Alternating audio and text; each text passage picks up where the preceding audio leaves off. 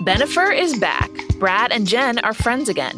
And Paris Hilton is somehow still making headlines. 20 years later, we're living in the world that the 2000s tabloids created. On this series, I'm going to tell you the story of a decade of American life through the trash we love to consume. From Spotify and the Ringer Podcast Network, I'm Claire Malone, and this is Just Like Us, the tabloids that changed America. Listen on Spotify or wherever you get your podcasts. This episode is brought to you by Visible. Maybe you've already let your New Year's resolution slip. We all have, but you can still make a 2 year's resolution with Visible. Right now, you can get a one-line wireless plan from Visible for just $20 per month for 24 months. 24 months is basically 4 Bachelor seasons. That could be 4 engagements, 4 broken engagements. So many other couples we didn't see coming. It's really an eternity in Bachelor Nation. And that's unlimited 5G data powered by Verizon with no annual contracts. Switch now at Visible.com and use the code VISIBLE24. Don't miss out. Offer ends January 31st. New members only. Promotional rate with service on the Visible plan. For additional terms and network management practices, see Visible.com. This episode is brought to you by eBay Authenticity Guarantee. eBay knows that when it comes to jewelry, authenticity is the real gem. When you see the blue check mark that says Authenticity Guarantee, it means your next piece will be carefully inspired by jewelry experts and will always be worth its weight in gold. Whether you're looking to make a statement or build the perfect everyday look, eBay is making sure you get the real deal. With eBay Authenticity Guarantee, you can trust that jaw-dropping piece will always arrive jaw-droppingly real. Ensure your next purchase is the real deal. Visit ebay.com for terms.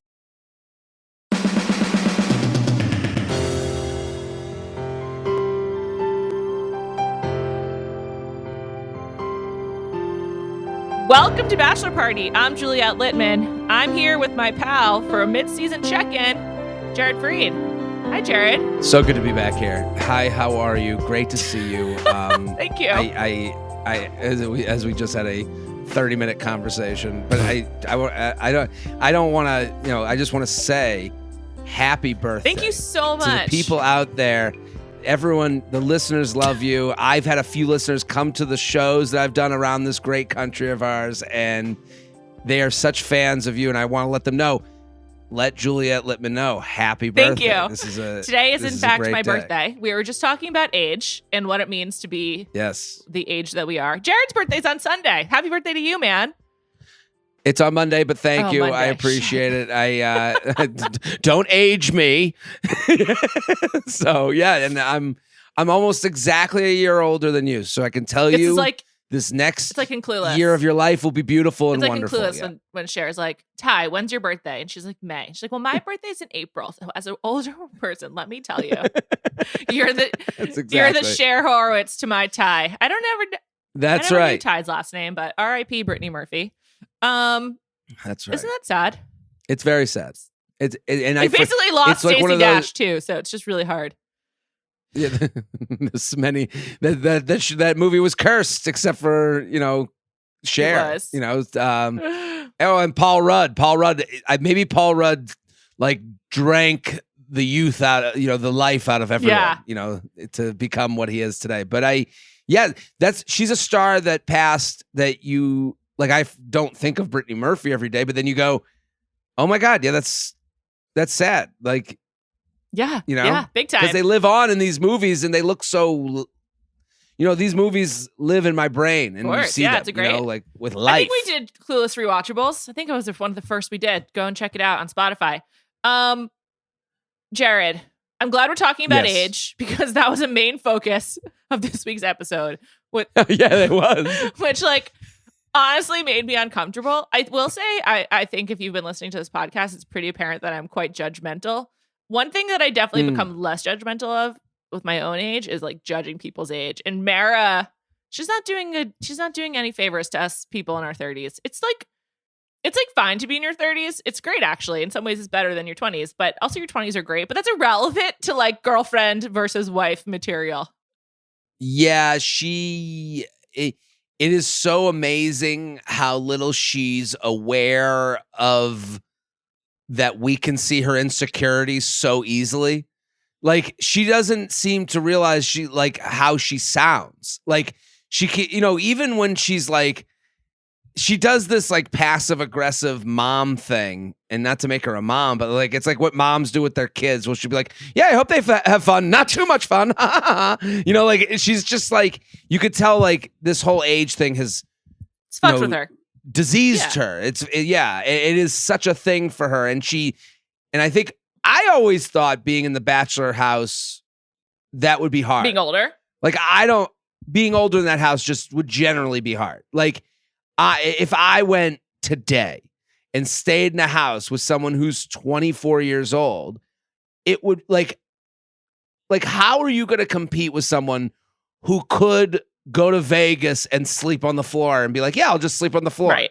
Like a 24-year-old can do that. I, at 37 on Monday, would literally like turn down, be like, no, what are you, crazy? Right? You know what I mean? Like you just live differently at 24 than you do 32 even. And so I can understand where it gets in your head, but she sounds bad.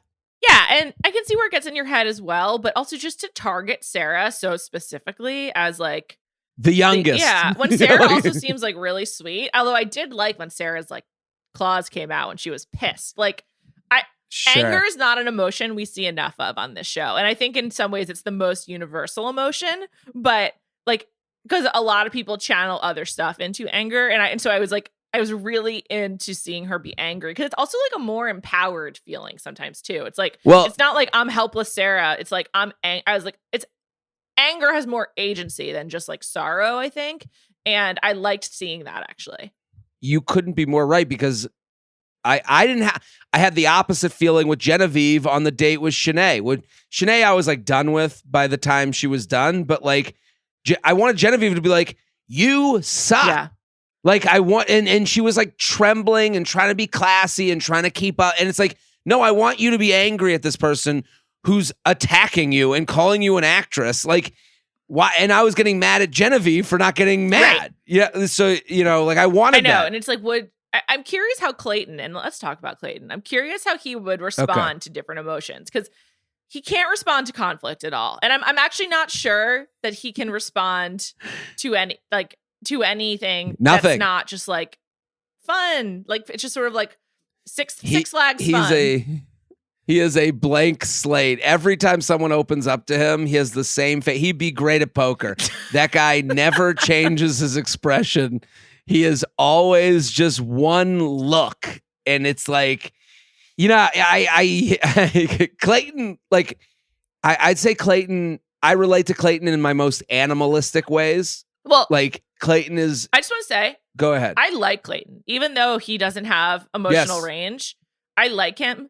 And he's been talking a lot in the press about how this has been like a really hard experience for him, because he's like getting so much negativity. And I suppose saying he doesn't have any emotional range is like a negative, mean thing to say, but it's also true. But moreover, I'm just like, what do people not like about Clayton? Like, why are people being so mean about him? Like, I think he seems like a genuinely good guy. I can tell you, I mean, I just said I related to him in a way, because I could tell you Clayton is a guy, like, the way he's dating these women, I can see would be enraging to the other side, where they're like, fun guy, you know, ready, down for anything, smiley, good looking. But he has this thing. He has foggy cum brain. Like he is, you could tell the foggy cum brain. Yes, foggy cum brain. Oh my God, gross. I'm sorry, but you could see that his penis leads all decisions. You can just see it. And it seems like a real person. It seems like a real person, but that's why Clayton, like, I think he's being put face to face in the mirror of like, oh, like I act before I think. I'm just really stuck on this foggy cum brain situation. Foggy cum brain. Is that a phrase that many people are familiar with, or is that a proprietary Jared Freidism? I don't want to own it. That's not necessarily something I want on my my tombstone. On your LinkedIn, like, Jared Freid, creator of this phrase, foggy cum brain. Foggy cum brain. So disgusting. It's disgusting, but you know, we leave these parts out of the dating conversation because they are icky sometimes, and there's this like, and I don't believe in it. Like, I'm not saying it could be blamed when in the situation. You can't like look at a woman and be like, oh, I had foggy cum brain. Sorry. Sorry we had sex and I just like you, but I don't want to marry you. You know what I mean? Like but I think this guy thinks with his penis is really and you could just see, like, I don't think he's doing it. I don't think it's like plotted. I think he just goes as it comes. And he like, even the way, like, I'll give you an example. Susie surprises him with that note. He was so happy. He was so happy. So happy. He was like, yes. And I don't know that I've ever felt happiness like that before.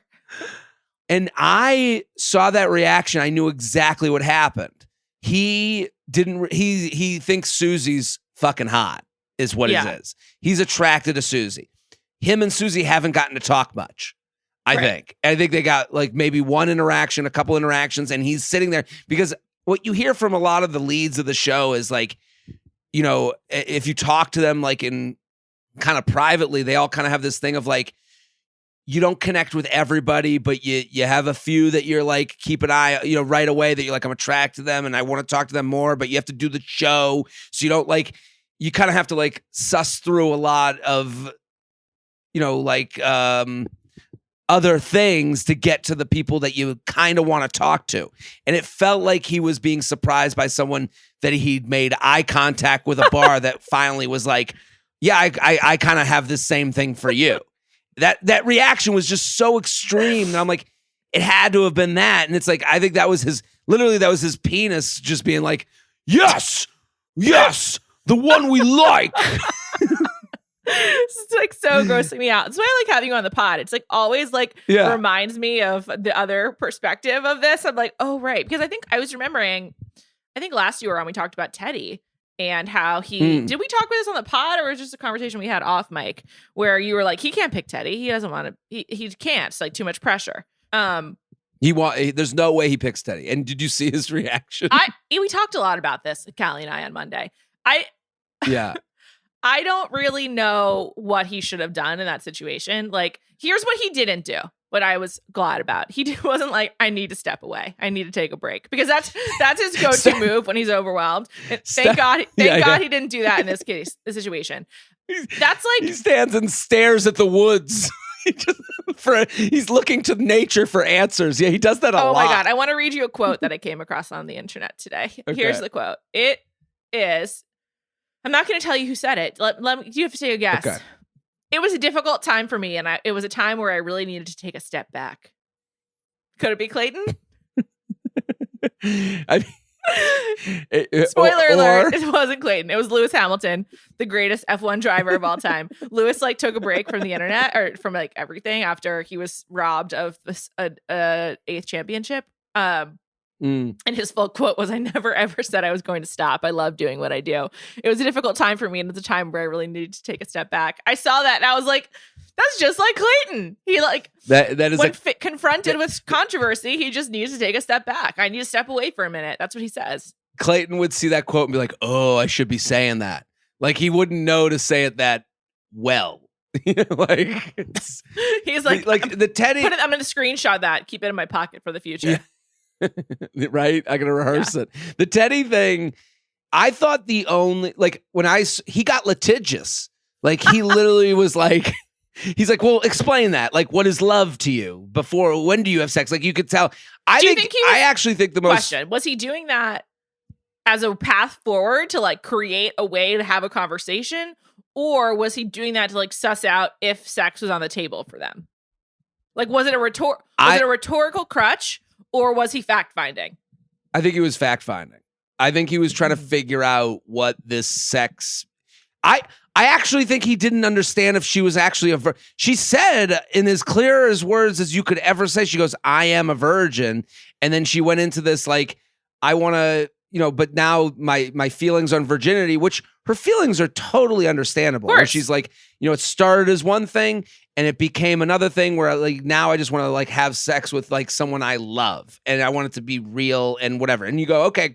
But then he comes back at her and he's like, so have you been in love? Do you know what love is? It was like, pretty weird. It was like, it was pretty weird. And to me, the only answer for him that would have been, if I was to be coaching him, Cyrano in his ear, I would have been like, hey, say to her, I respect your decision totally, but we're not going to be a match because I make decisions differently than I make decisions in a different way. And my relationship to sex is different than yours. And both are fine, but I don't think we're going to be a match. I think that's a really hard thing to say. Like I'm giving him words that would be hard. I also think I think that would be hurtful to her because it's like but why? To me, it's like, what you want is something that I can't give you because you could see, I mean, like, I don't know if Clayton knows this, but it seems as though sex is a part of his decision and not something that comes from his decision. Mm-hmm. But then maybe I'm saying that because I know what he says I've been intimate with a few of you, and right. Maybe I'm saying that because I know that. Do you already. think that's one of? Do you think that he sleeps with her? I think probably not. I can't believe if he's got to have some real issues on the internet if that's what he does. Which I also don't think he should. Like if she's like, I am interested in having sex with you, like fine. And then knowing that she may not be the one, like, I don't know. The reason I think that answer would be rough is because she's telling him, I think because she feels like she has to, and also to open up the path to like maybe sleeping with Clayton. Like I think that she's trying to not rule it out, but she also like wants to be honest. Fair. And so then your response would rule it out, just being like, because you haven't, I am saying we cannot. It's not, nothing to do with decision making. It's just like, it would be like, I'm freaked out by the fact that I'd be your first. No, thank you. Well, I that's a hard thing. That is how it could be received. I would say, and I do think this is like, working your way to maturity a little bit. Like my point to her, if she was like, well, you think, if that was her response, my response would be like, well, no, I don't, I can't see myself falling in love with someone that I haven't had sex with, right? Been physical with, right. And so then how could I have sex with someone who's told me that love is a part of their contract? It's like an order of operations problem. It's like you need need love first. I need sex first. And I respect both, by the way. Like there's no judgment on that. I need intimacy first. It doesn't even have to be sex. I need, he should have been like, well, what about blowjobs? Where does that stand? Yeah, well, I did see that like cranking through his head. Like, just like, so we talking about ball play? Like it's like, but I don't think that she lasts. You think she's going soon? But I think that conversation kind of changes everything. I mean, like he seemed to cool. He seemed to cool off on her immediately when she told him. I felt bad for her, but also but also I don't feel bad for her. Like this is the thing about dating. It's like people are like, oh, because I revealed information about myself, I've lost someone. It's like, no, because you revealed information about yourself, you have figured out that they're not your match. Like, and I guess that's a hard. Listen, I sometimes when I talk about dating, like I'm giving the thing that like is the hardest thing to You're giving tough do. love. And also I'm saying things that I wish I was brave enough to say, like like with Clayton, that's why I'm like, this guy's doing the best he can. And as we know it today, it doesn't like, I'm with you. Like, he doesn't seem like a mean guy. No, not at all. I do really like him. Like, I don't think Clayton's definitely not a match for me. But like he is, Callie and I talked about this. He is the type of person where you're like, if your friend's like, I'm dating Clayton, like you're not like horrified. You're like, okay, I'd like to get to know him. Tell me about him. Or like, cool, he seems like a nice guy. Like he seems genuine. I think one thing that's interesting, and maybe I'm just like making this up, but of all of the leads, both bachelors and bachelorettes, I think he has spoken about his own dating history the absolute least. And so I'm like, okay, so Teddi hasn't had sex, but like, has Clayton ever been in love? She should have asked him. She should have flipped it on him. But like, well, what about you, dude? Because I get the impression that like one of the reasons he was like so happy to see Susie with his foggy cum brain. Is that what it's called? Foggy cum brain. is because he hasn't had the opportunity to like date a lot, like let alone like sleep with a lot of women, but just like date a lot. Like I feel like this is like he doesn't like the conflict because the dating portion of it is like actually so fun, like tantalizing for him. Well, I think he is of the age of, you know, the to me, like this is hookup generation. Like I think he is full on. He dates very basically. He's very basic dater. Like which seems mean, but like I knew it the minute he said to Rachel, "How are you still single?" Basically, is what he says to her on the date, which is like That's like a really basic. Everyone hates that. That is a basic. Tasha used to say that a lot. Like she said it to a lot of the guys. Like, why are you still single? And it's like, fuck you, bitch. And it's Clayton. Fuck you. Why are you still single? Fuck you, dude. Yeah. Yeah. Like, why are you here? Yeah. Why the fuck are you here? And he says that, but it's a question that people really don't like. And if you've been on enough dates, you realize that like. It's not a good question. It doesn't get you anywhere. It doesn't get you to know someone. Also, the answer could be, well, I had one 15-year relationship. We met when we were really young and we evolved into different people. Or the answer could be because I have emotional difficulties that like with committing to people. Or it could be like because I had some like really serious trauma. Like there are so many answers, none of which could possibly be satisfying to that question. Like it's just like it's not a question that it's a rhetorical question. It shouldn't be answered. But when you ask it point blank to someone in like a sort of one-on-one setting, they have no choice but to answer. Yeah, and that's where I realized like, oh, Clayton's hooked up a lot. He's never been really dating. Yeah, like I don't think he like. You know, you get a lot of there's a TikTok out there talking about how like he matched with a ton of people on dating apps. Like, oh, really? Like, he's been around the dating apps, yeah. But like, I think he was on there to hook up, which is, you know, that's his right. But I don't think he's been in a position. Aren't 50% of the people on dating apps there to hook up? Like, I don't know. Yeah, but that's an option of the reason someone's on there. Like, so I don't hate it on him for that, but I do think. He is someone who's never taken, like, I gotta find someone serious. Yeah. This episode is brought to you by eBay Authenticity Guarantee. eBay knows that when it comes to jewelry, authenticity is the real gem. When you see the blue check mark that says Authenticity Guarantee, it means your next piece will be carefully inspired by jewelry experts and will always be worth its weight in gold. Whether you're looking to make a statement or build the perfect everyday look, eBay is making sure you get the real deal. With eBay Authenticity Guarantee, you can trust that jaw-dropping piece will always arrive jaw-droppingly real. Ensure your next purchase is the real deal. Visit ebay.com for terms. This episode is brought to you by Visible. Maybe you've already let your New Year's resolution slip. We all have, but you can still make a 2 year's resolution with Visible. Right now, you can get a one-line wireless plan from Visible for just $20 per month for 24 months. 24 months is basically 4 Bachelor seasons. That could be 4 engagements, 4 broken engagements, so many other couples we didn't see coming. It's really an eternity in Bachelor Nation. And that's unlimited 5G data powered by Verizon with no annual contracts. Switch now at Visible.com and use the code VISIBLE24.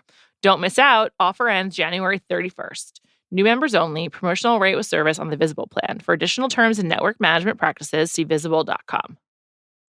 This episode is brought to you by State Farm. You might say all kinds of stuff when things go wrong, but these are the words you really need to remember. Like a good neighbor, State Farm is there. They've got options to fit your unique insurance needs, meaning you can talk to your agent to choose the coverage you need. Have coverage options to protect the things you value most. File a claim right on the State Farm mobile app and even reach a real person when you need to talk to someone. Like a good neighbor, State Farm is there.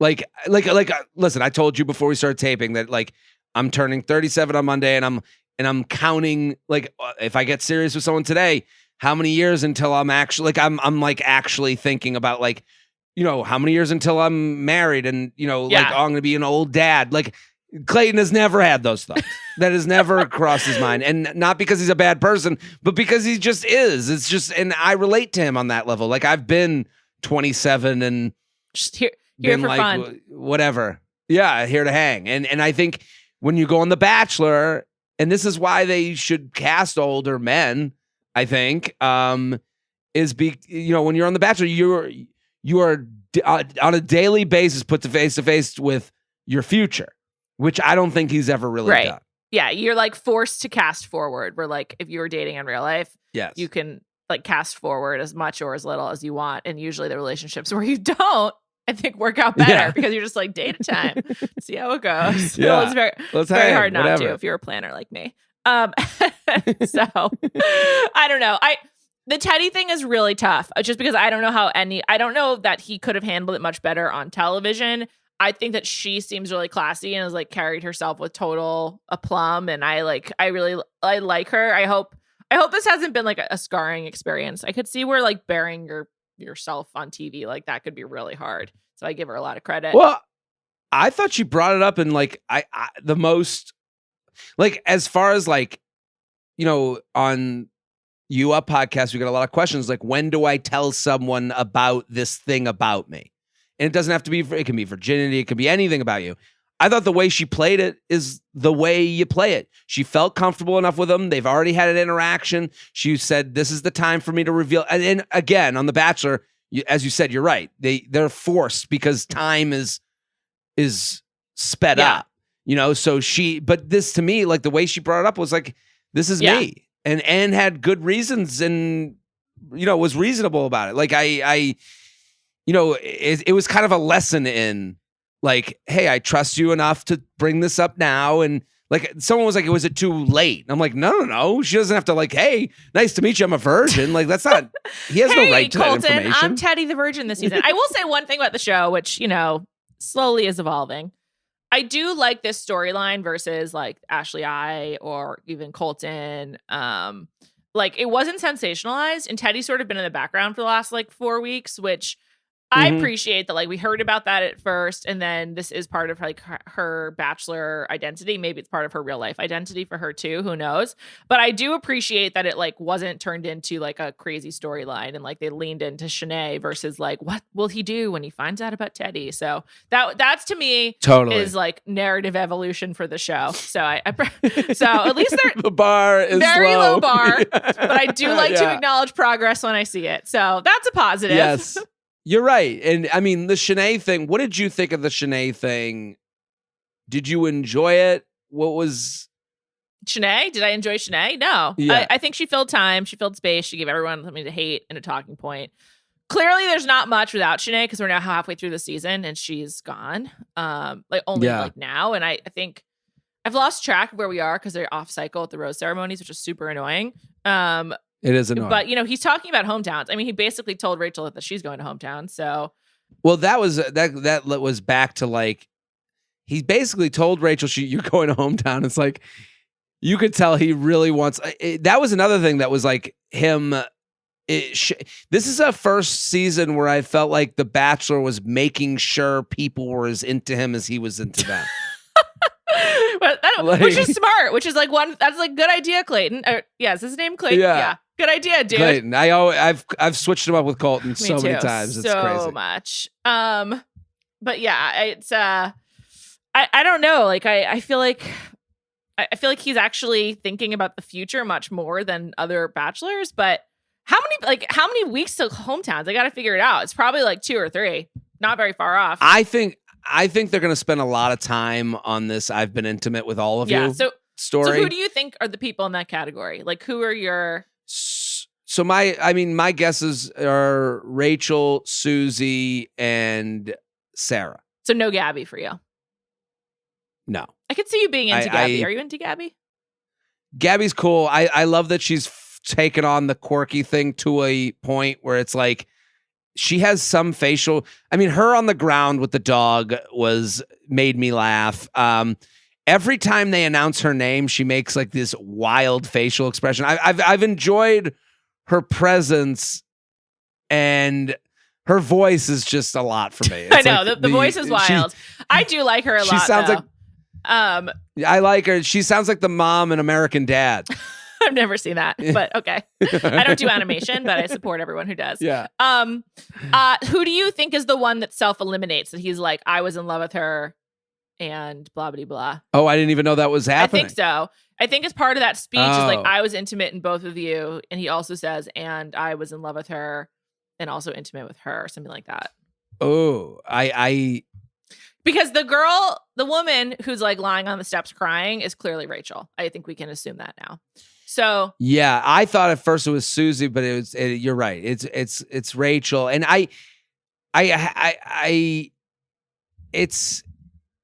no, I don't know. I don't know who that would be. They've done a great job editing, playing this like I appreciate this like shell game with the editing, because like I'm still unsure, but like I thought, yeah, I think Mara gets a quick exit soon because she just seems like she's on her last leg, and then I don't know. Who do you think? So Mara's got to go. I mean, I've been saying for a long time my final four are Sarah, Rachel, Susie, and Teddi. But maybe now I think Gabby and not Teddi, because I just think that he responded like with so much nervousness to the conversation with Teddi. Mm-hmm. So I think that the person who self-eliminates is maybe Sarah. If he's not picking Rachel, I just think that I would be very, very surprised. Rachel getting 2 in a row group date roses is like a really big deal after she got the one-on-one as well. Like, he's really fucking into Rachel. The only thing about this though is like, knowing how this show works, the fact that he's allowed to give her those roses almost indicates to me that she doesn't win in the end, because it would be too obvious. But interesting. So maybe she leaves and that's the one who self-eliminates. And it comes down to like Sarah and Susie or something like that. But Rachel seems very into him too. Yeah. And she does this weird thing where when they talk, she'll only whisper. Yeah, I hate the whispering. I've talked about it extensively. I hate whispering. When I think about the moments when I've been like drunk and whisper, I just want to kill myself. I just like, I wish I could. I've been talking a lot about with my colleagues how I wish that the neuralizer pen from Men in Black was real, when I could use it on myself. I don't want to use it on other people, but like I wish I could like cut things out of my memory.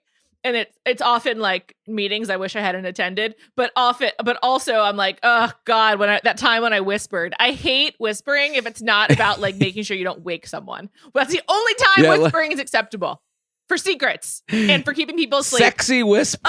Yeah, the sexy whisper. It doesn't exist. It's what it doesn't exist. It doesn't exist. And she's trying to pull it off. It's like this like very like it's almost like she's trying to be like almost precious. I don't know what it is, what's the word for it, but it's very like cute. I don't know what I think it's the attempt at cute that makes me cringe. Like, it's like I know you're attempting something. I don't know what it is, and I know this is some sort like, but then I can't look away from it. Like, and every single time it's like her move. I know.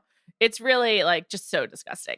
I can't. It's like I like Rachel, but the sexy whispering grosses me out to no end. I can't. I just like can't even get past it. But I don't know. I will say like just in general, I think this has been a good season. Callie and I have been talking about that a lot too. Like, we're like, yeah, this is good, and like we like Clayton. Good season. Yeah. And it moves. I know. It moves. We don't. There's been no lag to this season. It's like you know the song "I'll Make a Man Out of You" from Mulan? I don't. There's a line with all the force of a raging river. It's just like that. It moves just like that. I have to say, we're going to wrap up. But I just want to say, sure, if you also like this kind of show, fucking watch Love is Blind on Netflix. Season 2. Season 1 was good. It was a sensation. I didn't love it. I'm very into season 2. I've gotten many of my colleagues into it. We're recapping it over on the Ringer Reality TV podcast. It's a group of me, Amelia Wedemeyer, and Kevin O'Connor. He's out on loan, soccer style, from the Ringer NBA and Mismatch World. And it's just like such a riveting show. Is the full season out, or is it as of today? Are they doing 9 of 10 are available? The finale comes next week, and then there's a reunion after. So I don't like to binge, so I think this is great how Netflix does this with their reality shows, and it's just so good. It is so entertaining. We have so many questions here at the Ringer. We're trying to sort them out, but watch the show on Netflix and then head to the Ringer Reality TV podcast to listen to our recaps. It's really, fun stuff. Is this what I should do on my birthday? Yeah. Just go live scream the whole thing? You know, Jared, How long are each episode? Like an hour, but like a great time. Okay. It's not like doesn't lag. It moves like the Mulan Yes, River. and also there's a lot of people in it, so like it's not too much time with anyone. There's a few standouts, obviously. Also, since your birthday is coming up, I know there can be a lot of pressure to like do a lot of stuff on your birthdays, and I just want to let you know that I'm reading a book right now called This Time Next Year by Sophie Cousins, and the two main characters, the part of the book is they share a birthday, and they both choose to sleep through their 30th birthday. So if you're not celebrating your birthday and you just want to like conk out, me and Sophie Cousins, we support you. Well, thank you. And listen, you have a great day planned Thanks. for your birthday. I'm excited for Thanks you. so much. And birthday on a Friday, what a blessing. Totally. What I know. What a beautiful thing. Just like ride it into the weekend, feel some good vibes. Right. Yeah, this is a good year coming for you. Birthday on a Monday, not so much. Holiday Monday. Listen, oh, it's a holiday. I don't celebrate. On that note, not my president. No, I don't know. Love it. Well, in years past, I was at All-Star Weekend. Michael Jordan's birthday was yesterday. We're birthday duo. He comes on the 17th, and I'm on the 18th. We're kind of a package deal. And Tiger Woods is right around now. Is he? It's like great athletes are right around. I think this Charles time. Barkley is right. I think Charles Barkley is the 20th. So we're in good company. Tiger Woods That's is, right. I will tell you, on nope, he's December 30th. You're way off. I am way off. Maybe it was Charles Barkley. I think LeBron is also December 30th, actually. LeBron. He's December 30th. Yeah. Okay. On that note, thank you to Erika Cervantes for producing this episode. Thank you to Jared Freid for joining me. Find more of Jared on his Instagram, where he does a live stream every Monday night, whether he likes it or not. That's right. You can also find him on the Betches Bachelor podcast, The Bachelor, and the U Up Pod, also with Betches. So tons of Jared if you're into that kind of thing. I never shut the fuck up, but I am so happy to come on with you, Juliet, and happy birthday, and thank you so much for Thank you. Talk to you all soon. Have a great weekend.